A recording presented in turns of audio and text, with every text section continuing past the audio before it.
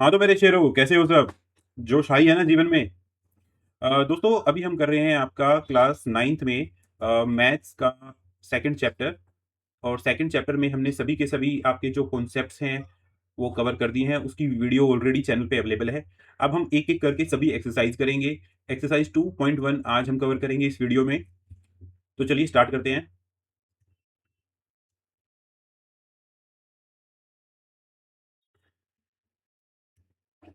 देखो, chapter 2 exercise 2.1 बहुत ही easy सी exercise है दोस्तों।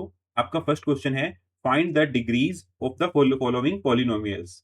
दोस्तों, कॉन्सेप्ट वाली वीडियो में मैंने आपको डिग्री और पॉलिनोमियल बहुत अच्छे से समझाए हैं। फिर भी मैं आपको एक बार डिग्री बता देता हूं। डिग्री क्या होती है? हमारी किसी भी पॉलिनोमियल में जो हमारी हाईएस्ट पावर होती है वो, उसको हम बोलते हैं डिग्री। चलो, फर्स्ट की हम चेक करते हैं डिग्री क्या है। 2x² minus 5x plus 3। दोस्तों, ये पॉलिनोमियल किस में है? ये x में है। यहाँ पे x की पावर 2 है, x की पावर 1 है और यहाँ पे हमारी x की पावर 0 है। तो सबसे बड़ी पावर कौन सी हुई? हमारी 2। तो इसकी डिग्री हुई 2। इतना सिंपल क्वेश्चन है ये।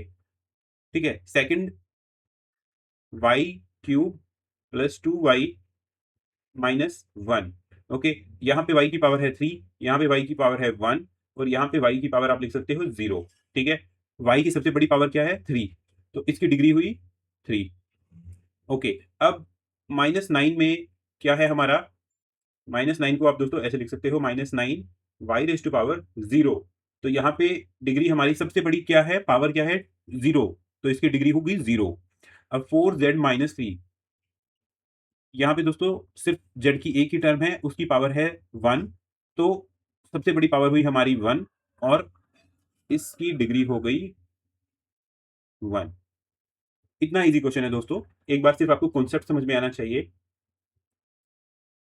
ओके, अभी देखो, right the polynomials of degree 1, 2, 3। तो आपको ऐसे पॉलिनोमियल लिखने हैं जिनकी डिग्री, पहले की डिग्री 1 हो, दूसरे में डिग्री आपकी 2 हो और तीसरे में आपकी डिग्री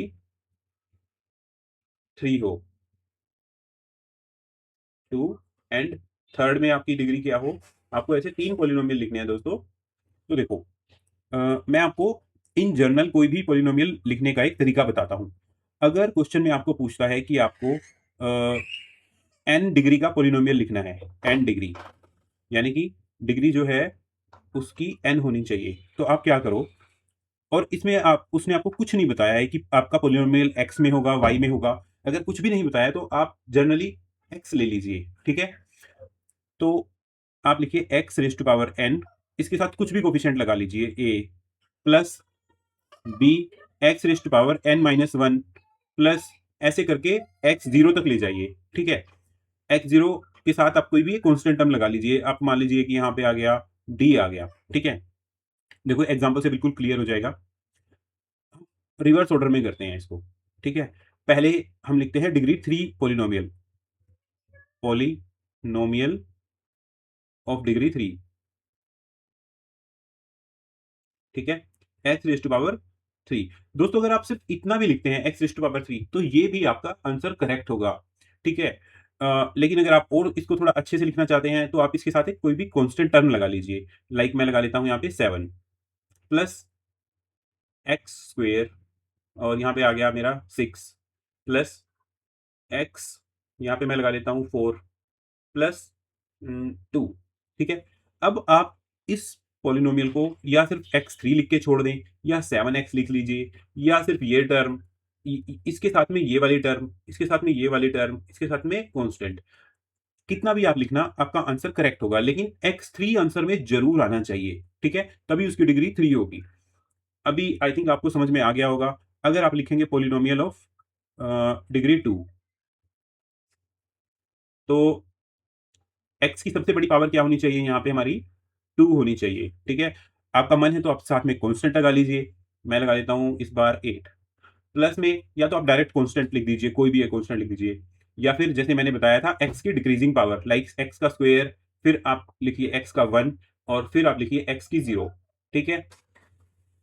इसके साथ भी कोई कांस्टेंट लगा दीजिए, 5, इसके साथ 2 तो यहाँ पे ये आपका क्या बन जाएगा, 8x² प्लस 5x+2। अब आपको लिखना है पोलिनोमियल ऑफ डिग्री 1। इसमें आप दोस्तों सीधा लिखेंगे, सिर्फ आपको एक x⁻1 लिखनी है, प्लस साथ में आप एक कोई कॉन्स्टेंट लिख लीजिए +1। ठीक है, ये आपका पोलिनोमियल ऑफ डिग्री 1 हो गया। कितना इजी था दोस्तों। इसी तरह के इजी इजी क्वेश्चन है।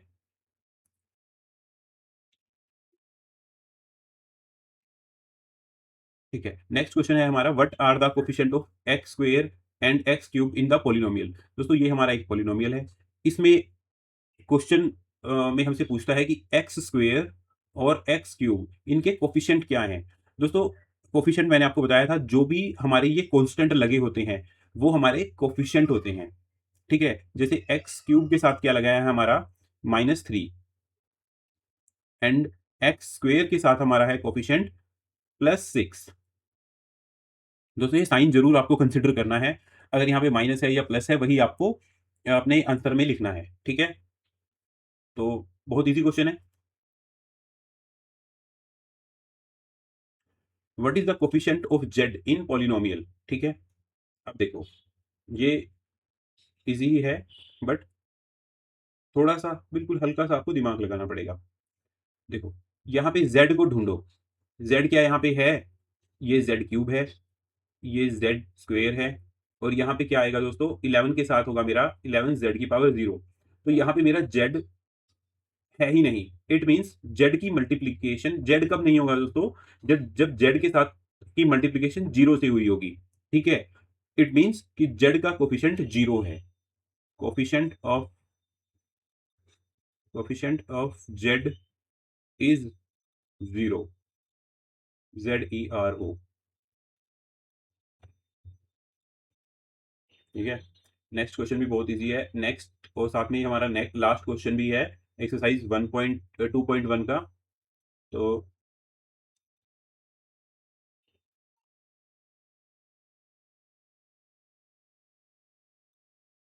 What is the constant term. ठीक है, कांस्टेंट टर्म बतानी है आपको of this polynomial, of the polynomial.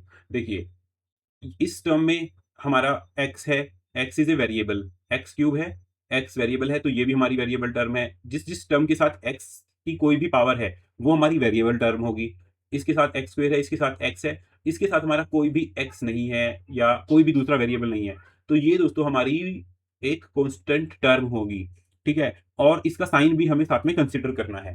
ठीक है, तो आप आंसर में आप पूरा, अगर आपका दोस्तों एक नंबर का क्वेश्चन है तभी भी आपको पूरा लिखना है। Constant term of given polynomial is -10। दोस्तों ये आपकी एक्सरसाइज 2.1 फिनिश होती है। अब नेक्स्ट वीडियो में हम करेंगे एक्सरसाइज 2.2। थैंक्स दोस्तों। चैनल को, अगर आप वीडियो को पसंद कर रहे हैं, आपको हमारा कंटेंट पसंद आ रहा है, तो आप चैनल की बाकी वीडियोस को भी देखें और चैनल को सब्सक्राइब कीजिए और अपने फ्रेंड्स के साथ वीडियोस को शेयर कीजिए। Thank you friends.